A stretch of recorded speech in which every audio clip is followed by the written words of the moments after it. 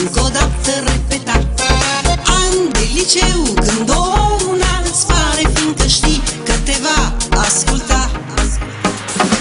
An de liceu, emoții la română scumpii. An de liceu, când la mate dai de greu.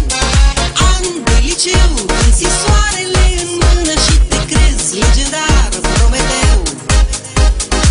An de liceu, când se întâmplă o tragedie, fiindcă el te-a zărit la un film cu alt băiat.